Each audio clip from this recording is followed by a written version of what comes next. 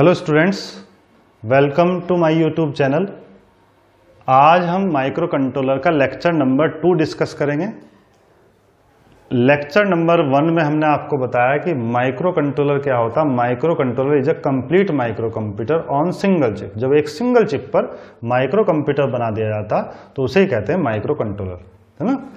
अगर आपने मेरा पिछला लेक्चर नहीं देखा तो आपको पहले लेक्चर 1 देखना पड़ेगा, तभी आपको लेक्चर 2 समझ में आएगा।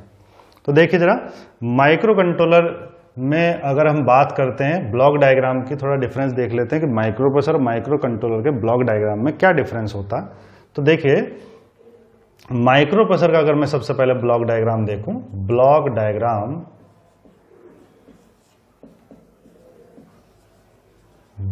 Diagram of micro processor.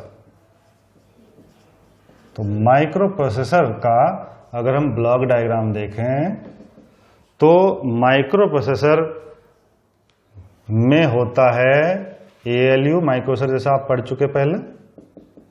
तो इसमें एक तो होता है ALU, अर्थमेटिक लॉजिक यूनिट। इसके अलावा इसमें होता है एक एक्यूमुलेटर।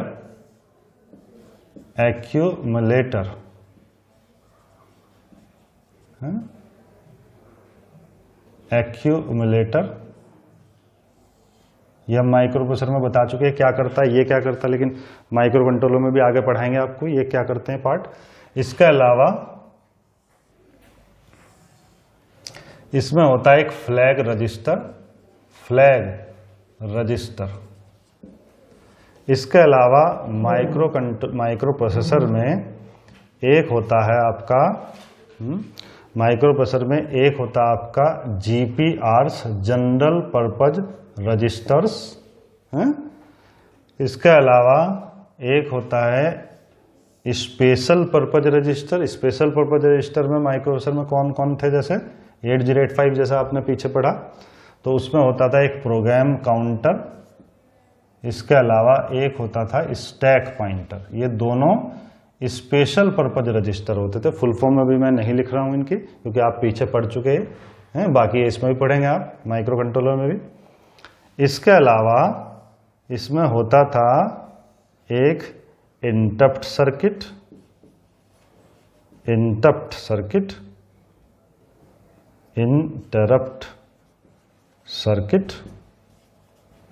इसके अलावा टाइमिंग एंड कंट्रोल सर्किट।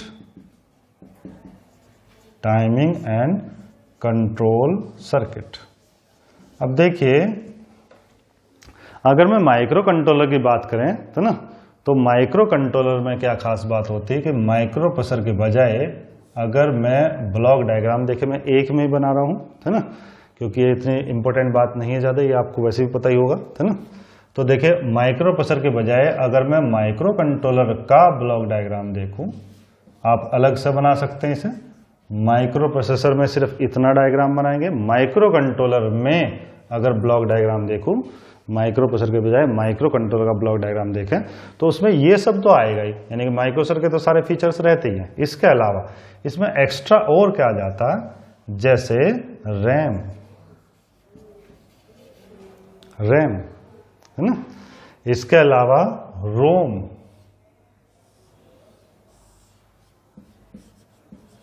यानी कि रैम रोम मेमोरी भी इसी IC में आ जाती है, सेम चिप में, सेम चिप में आ जाती है। इसके अलावा इसमें आ जाते हैं पैरेलल पोर्ट। इसके अलावा सीरियल पोर्ट।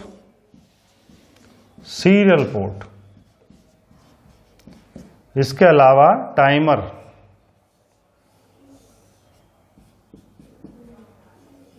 इसके अलावा ADC DAC। ये भी हर माइक्रो कंट्रोलर में तो नहीं होंगे, लेकिन बहुत से माइक्रो कंट्रोलर में होंगे। तो ये सब इतनी सारी चीजें जब आप एक ही चिप में डिजाइन कर देते हैं, यानी कि माइक्रो प्रोसेसर के सारे फीचर्स के अलावा रैम रोम, यानी कि memory, parallel port, serial port, timer, ADC DAC, ये सब एक ही चिप में डिजाइन कर देते हैं, तो उसे ही बोला जाता है माइक्रो कंट्रोलर, है ना। तो यानी कि अगर मैं डिफरेंस की बात करूं कि माइक्रो प्रोसेसर और माइक्रो कंट्रोलर में क्या डिफरेंस होता, तो देखिए वो डिफरेंस का टॉपिक पहला हमारा इंपॉर्टेंट रहता, डिफरेंस का टॉपिक। तो देखो वो क्या होता है डिफरेंस का। Topic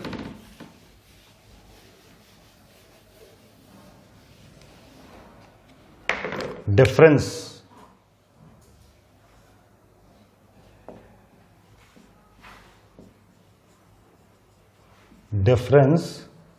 between micro processor. Exam के लिए यही इंपॉर्टेंट टॉपिक होता है, यहीं से स्टार्ट होता है ना, कि difference between micro processor and micro controller.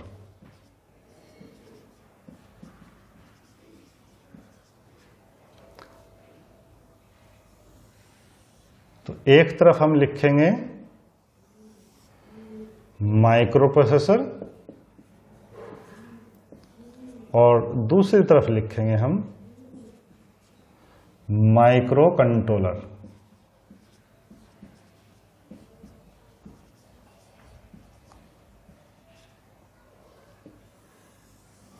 तो देखो पहला डिफरेंस अगर हम देखते हैं, फर्स्ट डिफरेंस अगर हम देखते हैं तो फर्स्ट डिफरेंस ये रहता है कि माइक्रो प्रोसेसर क्या होता कि माइक्रो प्रोसेसर को मैं शॉर्ट में लिखूंगा म्यूपी।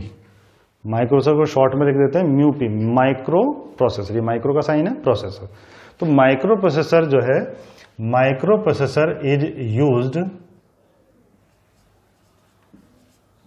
As a CPU। Micro processor used as a CPU of micro computer. ये माइक्रो कंप्यूटर का एक तरह से CPU की तरह यूज किया जाता है, CPU की तरह काम करता है, ठीक है। तो माइक्रो प्रोसेसर माइक्रो कंप्यूटर के लिए एक CPU का काम करता है, सेंट्रल प्रोसेसिंग यूनिट का काम करता है। जबकि माइक्रो कंट्रोलर की बात करें अगर, तो माइक्रो कंट्रोलर में क्या है कि जो माइक्रो कंट्रोलर होते हैं, micro controller is a single chip micro computer, यानी कि खुद ही माइक्रो कंप्यूटर है। ये खुद माइक्रो कंप्यूटर नहीं है micro processor. Micro processor micro computer का एक पार्ट है। कौन सा पार्ट है? Central processing unit. जबकि माइक्रो कंट्रोलर खुद ही माइक्रो कंप्यूटर होता। यानी कि जो माइक्रो कंट्रोलर होता है, ये म्यू सी शॉर्ट में लिखेंगे माइक्रो कंट्रोलर। तो micro controller is a single chip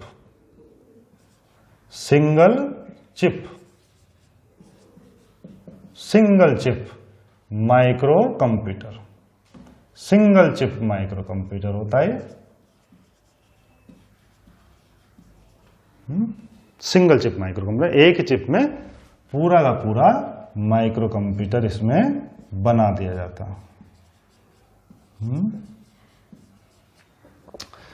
second अगर डिफरेंस देखते हैं तो माइक्रो प्रोसेसर में क्या क्या होता है। माइक्रो प्रोसेसर में होता है जैसे ALU, अरिथमेटिक लॉजिक यूनिट, इसके अलावा एक्यूमुलेटर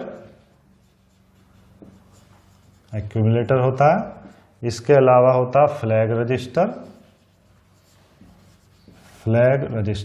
है ना। इसके अलावा इसमें होता है GPRs, यानी कि जनरल पर्पज रजिस्टर्स। इसके अलावा होते हैं इसमें special purpose registers. Special purpose registers में कौन कौन आते हैं? वो आते हैं जैसे प्रोग्राम काउंटर, स्टैक पॉइंटर, ये सब। इसके अलावा इसमें होता है timing and control circuit, interrupt circuit, पीछे ब्लॉक डायग्राम में देखा भी था हमने। Interrupt circuit comma timing and control circuit. तो माइक्रो प्रोसेसर में क्या क्या होता है? ALU, accumulator, flag register, GPR, SPR, interrupt circuit, timing control circuit, है ना। ये सब जो है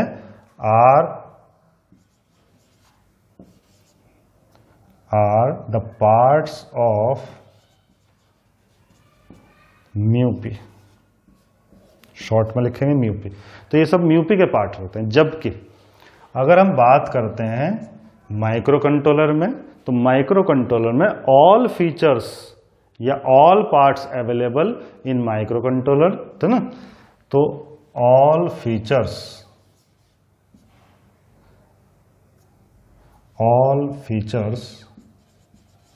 of all features of mu P, मैं शॉर्ट में लिख रहा हूं, all features of mu P, है ना, वो सब तो होते ही हैं, प्लस विद एडिशनल, एडिशनल क्या होता है इसमें, अतिरिक्त क्या होता, विद एडिशनल,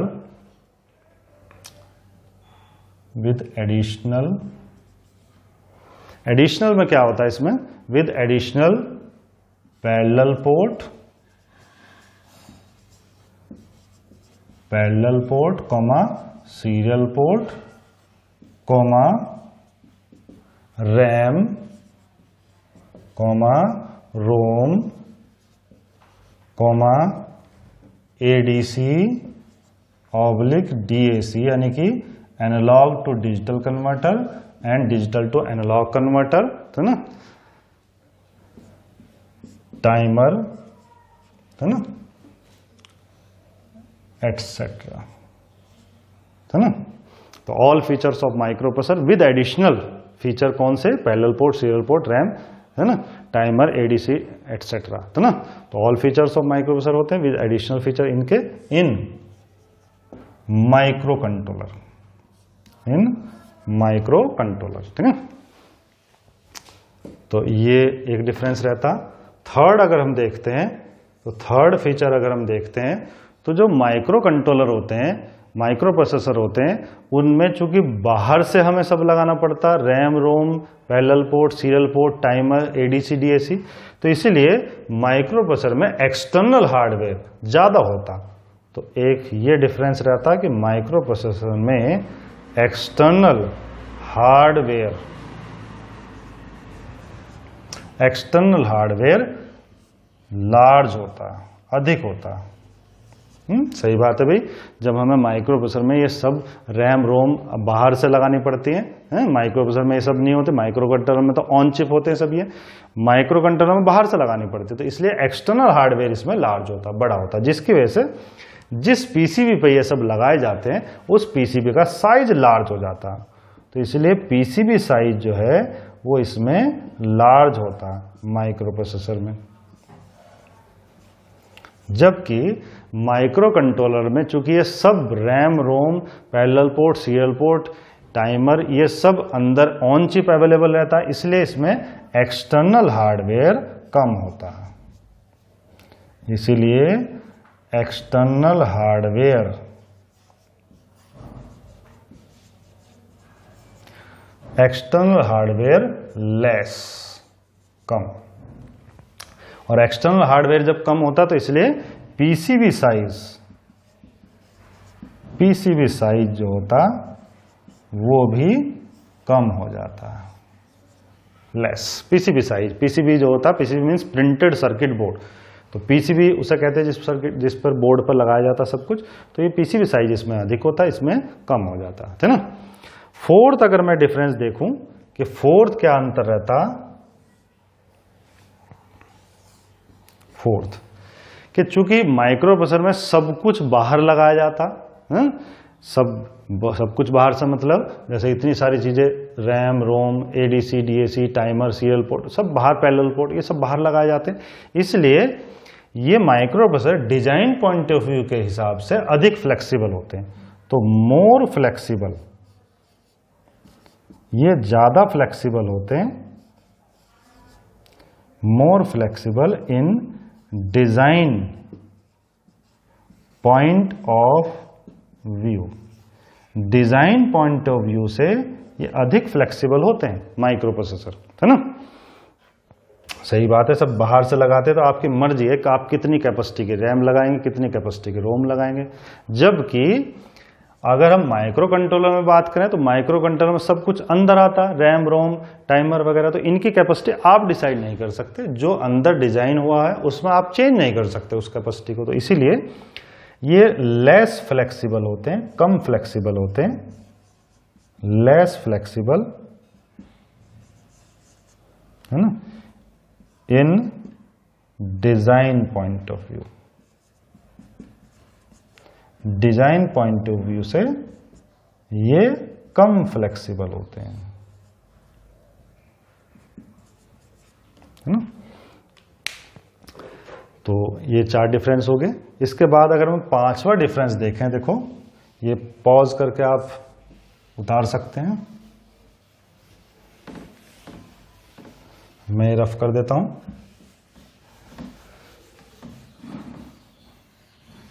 पांचवा अगर हम डिफरेंस देखते हैं, 5th डिफरेंस, तो 5th डिफरेंस ये रहता है कि जो माइक्रो प्रोसेसर होते हैं उसमें चूंकि रैम, रोम, आईओ पोर्ट सब कुछ बाहर होता है, इसलिए मेमोरी या आईओ से डाटा एक्सेस टाइम इसमें अधिक होता। यानी कि इसमें डाटा एक्सेस टाइम, एक्सेस का मतलब होता है डाटा को रीड या राइट करना। देखिए जैसे अगर मान लिया माइक्रो प्रोसेसर डाटा रीड करता तो रीड करने का मतलब लेना है ना, और अगर वो भेजता है माइक्रो प्रोसेसर डाटा मेमोरी पर तो फिर उसे कहते हैं राइट ऑपरेशन। तो इसके लिए कॉमन वर्ड है एक्सेस। एक्सेस वर्ड का मतलब रीड या राइट कुछ भी है ना, कॉमन वर्ड है। रीड ऑब्लिक राइट कुछ भी कहते हैं तो एक्सेस बोल सकते हैं उसके लिए वर्ड। तो जो डाटा एक्सेस टाइम होता है, data access time from memory और IO, data access time from memory और आईओ इज लार्ज। इसमें जो डाटा एक्सेस टाइम होता है मेमोरी आईओ से, चूंकि वो बाहर होते हैं इसलिए वो अधिक होता, जबकि माइक्रो कंट्रोलर में हमें ऑन चिप मेमोरी मिल जाती, चिप के अंदर ही मिल जाती, आईओ पोर्ट अंदर ही मिल जाते, इसलिए इसमें जो डाटा एक्सेस टाइम होता वो कैसा होता, कम।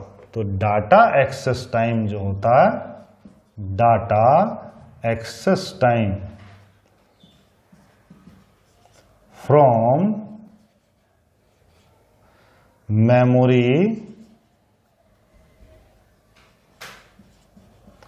मेमोरी और IO is small.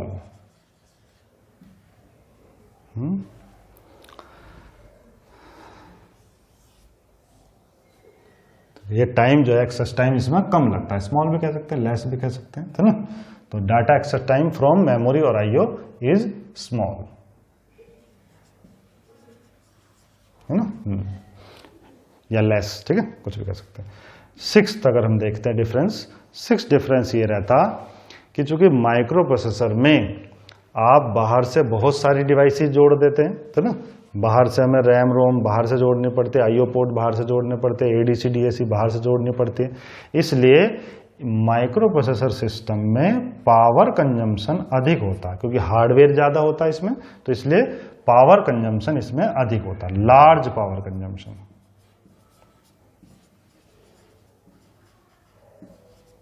Large power consumption होता है इसमें, ज्यादा पावर कंजम्पशन होता है इसमें, है ना।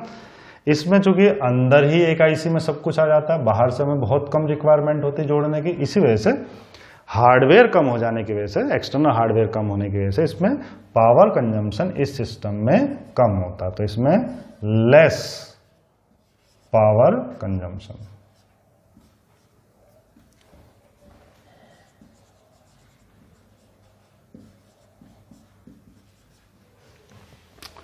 सेवंथ अगर हम देखते हैं तो सेवंथ अगर हम देखते हैं इसमें, तो जो माइक्रो प्रोसेसर सिस्टम होते हैं, तो माइक्रो प्रोसेसर में क्या खास बात रहती है कि माइक्रो प्रोसेसर में चूंकि बाहर से हम काफ़ी सारी डिवाइस जोड़ते हैं, RAM ROM ADC DAC parallel port serial port बाहर से जोड़ते हैं चूंकि, तो इसी वजह से जो माइक्रो प्रोसेसर होते हैं उनमें खास बात यह रहती है बाहर से इतनी सारी डिवाइस जोड़ने से इसकी रिलायबिलिटी कम हो जाती है, तो रिलायबिलिटी इसकी लो होती है,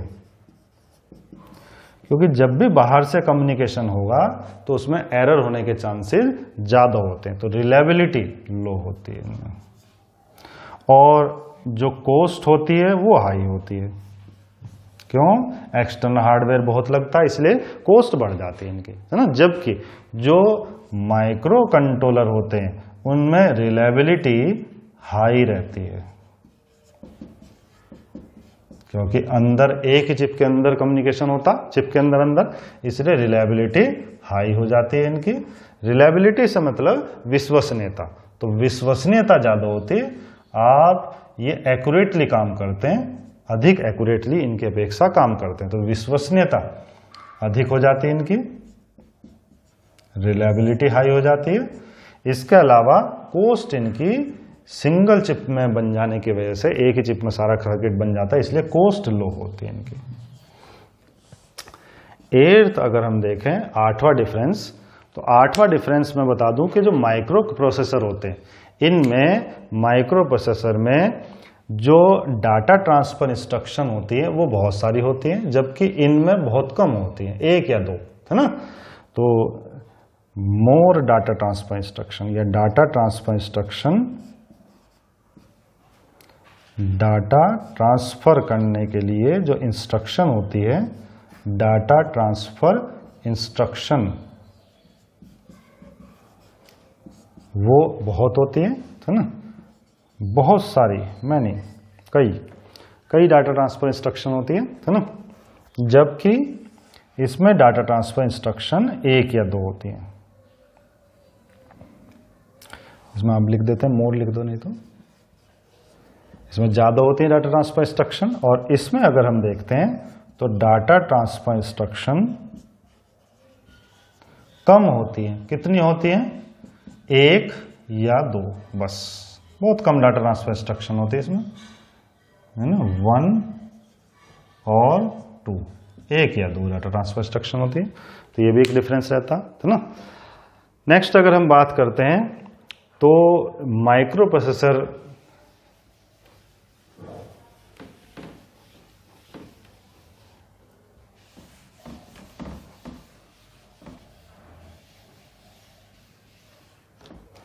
नेक्स्ट 9th अगर हम डिफरेंस देखें तो जो माइक्रो प्रोसेसर होते हैं, इनमें खास बात ये रहती है कि ये आपके जनरल पर्पज एप्लीकेशन के लिए यूज किए जाते हैं, तो ना, तो micro processor is used as a general purpose application. ये जनरल पर्पज एप्लीकेशन में यूज किए जाते हैं, जनरल पर्पज एप्लीकेशंस के लिए यूज किए जाते हैं, सामान्य पर्पज एप्लीकेशन, है ना, मतलब कि स्पेसिफिक एप्लीकेशन के लिए नहीं यूज किए जाते हैं, है ना। तो ज्यादातर माइक्रो प्रोसेसर कहाँ लगे रहते हैं? हमारे कंप्यूटर में, पर्सनल कंप्यूटर में, लैपटॉप में, ठीक है, तो बहुत सारे कामों के लिए यूज किए जाते हैं। जबकि माइक्रो कंट्रोलर जो होते हैं वो micro controller are used for specific application, specific applications के लिए इनका यूज किया जाता। किसके लिए इनका यूज किया था? स्पेसिफिक एप्लीकेशंस के लिए इनका यूज किया जाता है। स्पेसिफिक एप्लीकेशन से मेरा मतलब ये है कि एक पर्टिकुलर काम को ही करने के लिए बनाए जाते हैं। जैसे कि एग्जाम्पल दूं, माइक्रोवेव ओवन। अब माइक्रोवेव ओवन का डिजाइनिंग खाना पकाने के लिए होता है, उसमें हीटिंग सिस्टम होता, तो माइक्रोवेव ओवन जो होते हैं वो एक स्पेसिफिक एप्लीकेशन हो जाता। इसके अलावा और अगर हम देखें तो जैसे कि माइक्रोवेव ओवन के अलावा अगर हम बात करते हैं, जैसा आपका सेटअप बॉक्स है ना, इसके अलावा रिमोट, इसके अलावा वॉशिंग मशीन। तो ये वॉशिंग मशीन में माइक्रो कंट्रोल लगाए जाते हैं आजकल, क्योंकि एक ही पर्टिकुलर काम करना, कपड़े धुलने का, एक ही प्रोग्राम डिजाइन बना रखा उनमें, कौन सा? कपड़े धुलने का प्रोग्राम। तो एक स्पेसिफिक एप्लीकेशन के लिए इनका यूज किया जाता है, या एटीएम मशीन, तो इन सब में माइक्रो कंट्रोलर लगते हैं आजकल, ठीक है। 10th अगर हम डिफरेंस देखें तो जो माइक्रो प्रोसेसर सिस्टम होते हैं इनमें सिस्क प्रोसेसर का यूज किया, सिस्क इंस्ट्रक्शन सेट का यूज किया जाता। सिस्क, तो इनमें सिस्क का मतलब होता complex complex instruction set, complex instruction set computing. तो कॉम्प्लेक्स इंस्ट्रक्शन सेट कंप्यूटिंग, तो सिस्क इंस्ट्रक्शन सेट का इनमें यूज किया जाता है। ये क्या होता ये हम नेक्स्ट लेक्चर में डिस्कस करेंगे, इस लेक्चर में हम डिस्कस नहीं करेंगे तो वीडियो काफी लंबा हो जाता। नेक्स्ट जो हमारा रहता, अगर हम माइक्रो कंट्रोलर देखते तो माइक्रो कंट्रोलर के लिए रिस्क इंस्ट्रक्शन सेट का यूज किया जाता है। रिस्क का मतलब रिड्यूस इंस्ट्रक्शन सेट कंप्यूटिंग, इसका यूज किया था। ठीक है, 11th अगर मैं डिफरेंस देखूं तो जो माइक्रो प्रोसेसर होते हैं इनमें सेपरेट जो डाटा और कोड के लिए, इंस्ट्रक्शन कोड के लिए सेम मेमोरी मैप होता है, यानी कि सेम मेमोरी यूज की जाती है। किसके लिए? डाटा और कोड के लिए। तो सेम मेमोरी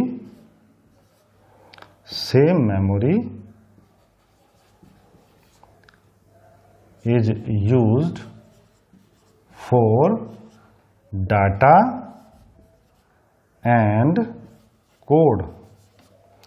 एक ही मेमोरी यूज की जाती है डाटा और कोड के लिए, लेकिन सेम मेमोरी में डाटा और कोड दोनों स्टोर रहते हैं, है ना। जबकि अगर माइक्रो कंट्रोलर की बात करते हैं तो माइक्रो कंट्रोलर में डिफरेंट मेमोरी यूज की जाती है। Different memory is used for data and code। Data और कोड के लिए डिफरेंट मेमोरी यूज की जाती है। इससे होता क्या है, जब हम डाटा और कोड के लिए सेम मेमोरी यूज करते हैं तो इसीलिए हम डाटा और कोड को, इंस्ट्रक्शन कोड को यानी कि एक साथ एक्सेस नहीं कर सकते, है ना। और इसी वजह से क्या होता, चूंकि ये सेम टाइम पर डाटा और कोड एक्सेस नहीं किया जा सकते, इसलिए सिस्टम जो होता वो ऐसा सिस्टम स्लोवर हो जाता, थोड़ा धीरे काम कर पाता है ना। और ऐसे सिस्टम को जिसमें डाटा कोड जो है उसके लिए सेम मेमोरी यूज की जाती है, उस टाइप के सिस्टम को बोलते हैं हम वॉन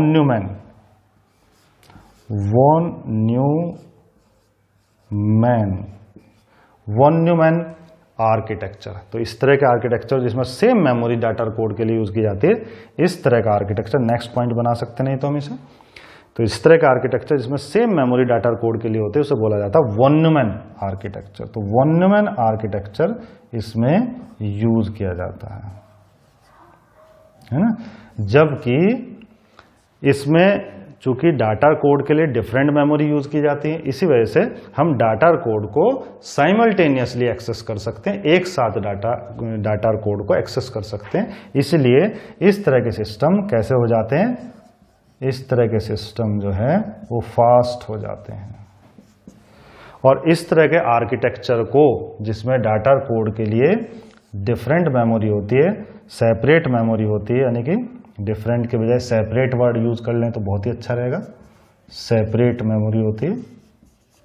तो आप जो है अगर आप सेपरेट मेमोरी यूज करते हैं डाटा कोड के लिए तो फिर इस तरह के आर्किटेक्चर को बोला जाता Harvard architecture.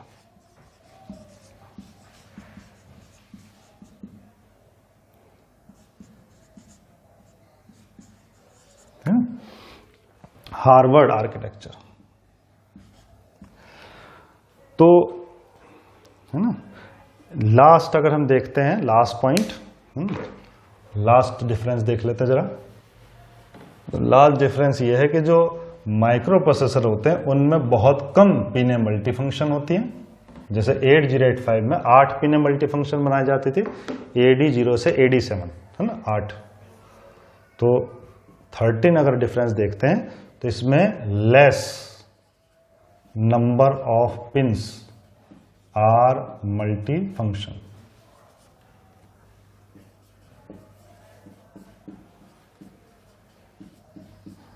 Less number of pins are multifunction, जबकि चूंकि माइक्रो कंट्रोलर में हम जानते हैं बहुत सारे पार्ट्स भी माइक्रो प्रोसेसर के अलावा मौजूद रहते हैं, जैसे timer, parallel port, serial port. अब इन सब को अगर हम सभी को अलग अलग पिनें देने लगे तो बहुत सारी पिन्स हो जाती है ना। तो पिनों की संख्या कम करने के लिए हम इसमें अधिकतर पिनों को मल्टी फंक्शन बनाते हैं, ज्यादा पिनों को मल्टी फंक्शन बनाते हैं, ठीक है। इसमें large number of pins are multi function, है ना। तो ये थोड़े डिफरेंस थे, है ना। आज इस वीडियो में इतना ही, इससे आगे का हम नेक्स्ट लेक्चर में बात करेंगे, है ना। वीडियो देखने के लिए धन्यवाद।